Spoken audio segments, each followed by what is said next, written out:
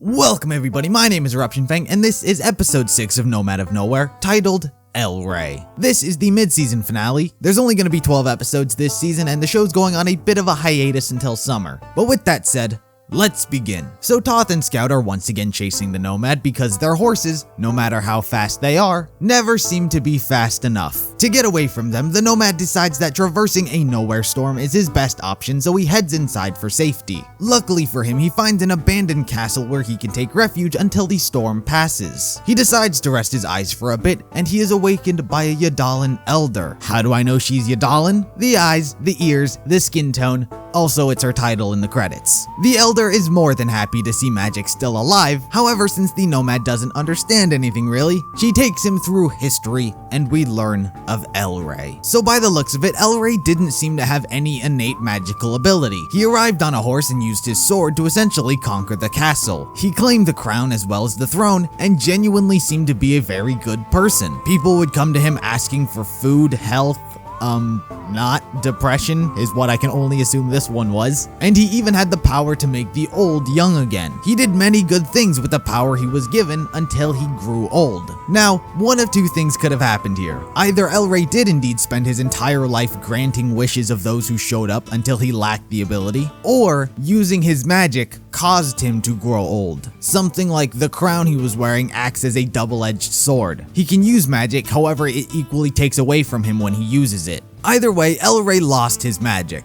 In what I can only assume was complete chance, El Rey summoned a wizard to try and help fix his powers. The crown, however, consumes the wizard, reversing El Rey's age and returning his magic. And it's here where the power, or the evilness that is the crown, overtakes El Rey and we learn what happened to the other magic users in Nowhere. To hold his power as well as his magic, he sacrificed, I don't know if that's the correct word to use here, all of the wizards, or at least most of them. It kinda makes sense as to why they were all lined up to see him. El Rey most likely, with all the good deeds, had gained the trust of everyone, so no one thought that they were going to die. The people, however, didn't seem fond over what had transpired and began an uprising. El Rey transformed one of his soldiers into what I can only assume is a minotaur, and it killed a lot of people. And we see below El Rey, we have the 4 governors. The before mentioned Minotaur, who most likely relies on brute power, what appears to be a robot who would most likely use technology such as the ranch hand, an assassin which might rely on skill and stealth, and a gun wielder. The Nomad's already dealt with a dual wielding enemy before. Pie to the face, this governor's nothing. So these governors form essentially the 4 corners of Nowhere. And El Rey lies right in the middle of it all. The Nomad then awakens from his sleep to realize that he has no idea what the hell just happened. The Yadalan elder wasn't physically there, however, he did learn of El Rey. Was this elder using magic?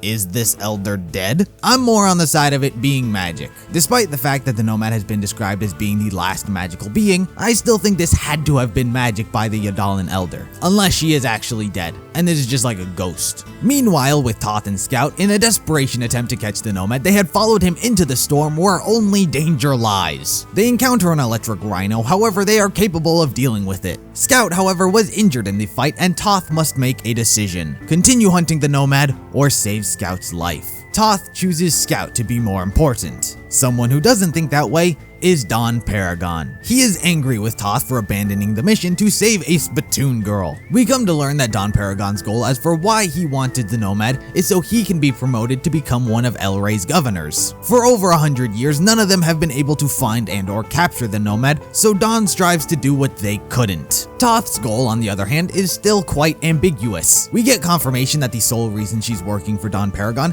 is to help the Yadala. The two have some sort of arrangement. The way Don puts it, the Yadala need magic, but to give them magic, Don needs the Nomad, so without the Nomad, the Yadala don't get magic, and Don doesn't become a governor. If I were to guess, I'd imagine Don probably has an ulterior motive. A character like Don rarely, if ever, will follow through on a promise like that. Give me the Nomad and I'll help your people. I'm not banking my hopes on that promise ever getting fulfilled. It might, Nomad of Nowhere might be the first show ever where the antagonistic aristocrat follows through on his promise. However, I'm not holding my breath on that. But once again, we come back to not knowing what Toth is trying to do. It has to do with her people and magic, but that's about as much as we know. So Don holds the future of the Yadala over Toth's head and demand that she fulfill their arrangement. Toth agrees and gives Scout the cold shoulder as if nothing happened. So, whatever it is Toth and Scout had going on, back to square one. Now, here's the thing. A character I can't quite get a grasp on as to their actual threat level is Don Paragon. I can't tell if he possesses an actual threat in terms of fighting and skill, or if his character plays under the I'm of royalty and high class, so thus the commoner cannot do anything about it. I genuinely cannot tell which one he is, because he can be all aristocratic and flamboyant, but there is that possibility that he's more than just commands and resources. Another thing to talk about is the overall landscape of Nowhere. So as we learn, the Oasis is in the southwest corner of Nowhere, which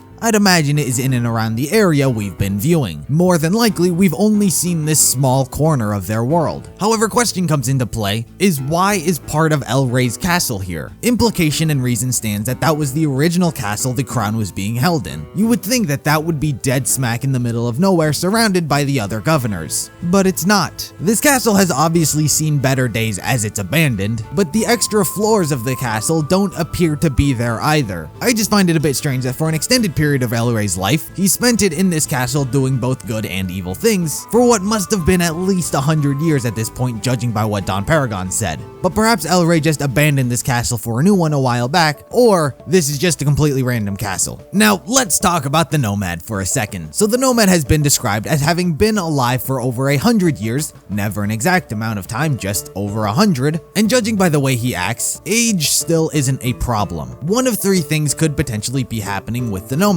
First, he is Yadalan. As we learned from Don, the Yadala have a longer lifespan than most, so perhaps that's why the Nomad has lived for such a long time. The problem with that is that we currently don't know how much longer the Yadala live over the average person. Being Yadala could also explain his magic. The show has really begun to establish that the Yadala are the ones who could use magic, having described their people as needing magic, so the Nomad could possibly be Yadalan. Option 2, he took a page out of El Rey's book. For the Nomad to have lived so long, he needed others' magic to keep him young. This one could help explain the Nomad's original wanted poster, as well as his complete lack of understanding about anything. If the Nomad knows nothing of the outside world, then how would the outside world know anything of him? If the Nomad had lived such a sheltered life that he didn't know what the circus was, who El Rey was, as well as have a minuscule understanding of his own magic, then how would anyone know to put a bounty on him, let alone know he's the last magical being alive? If the Nomad had some sort of similar magic or object like El Rey, perhaps that's why the Nomad doesn't seem to know anything. This just may be what the Nomad looks like as an old man.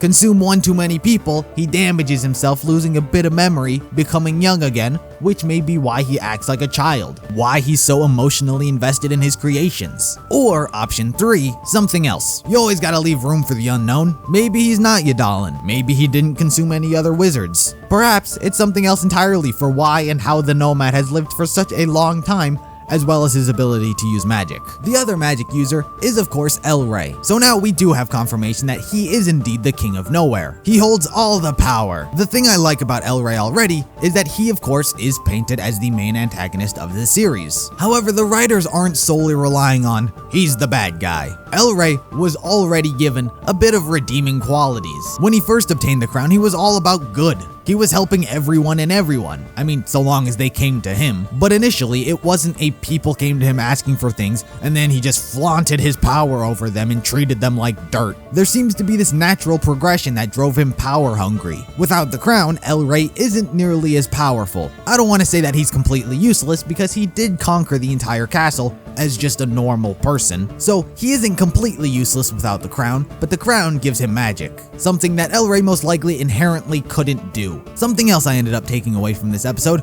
was during that flashback of El Rey storming the castle. He was fighting skeletons, so that clearly means the dead can be reanimated by using magic.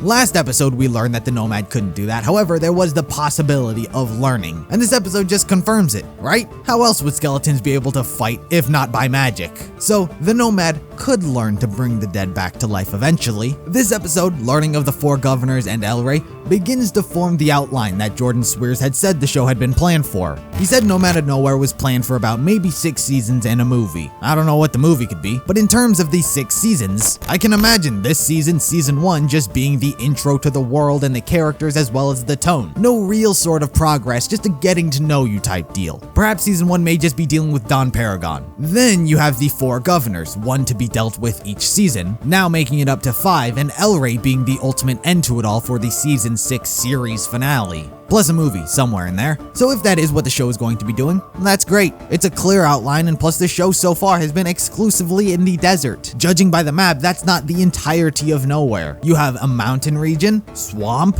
I assume just grassland, different terrain that doesn't seem like it'll be 6 seasons of desert. In terms of how the story has been being told so far, I've been enjoying it. Ruby has this constant critique of having to be told to show us things and not tell us. This episode definitely showed us everything and didn't tell us because there were no words during that backstory. Things like that are just great to see. Something that I do love is how people describe Nomad of Nowhere and being Rooster Teeth's kid-friendliest show. But this episode alone has had more blood in it than any other RT animation productions. More than Ruby, more than Red vs. Blue, Camp Camp, X-Ray, and Vav, this show so far has the most blood in the animation department, and I find that funny. But as said, the show is going on a bit of a hiatus until summer. I don't believe there is a set date yet when it will come back, but when it does, I'll be sure to talk about it. So for now, be sure to let me know what you guys thought of the episode down in the comments. Like the video if you liked it, subscribe if you're interested in more content like this. Consider becoming a sponsor over on Patreon. It's only $3 a month and you get all the content early, and it really does help out the channel. Be sure to follow me on all social medias, and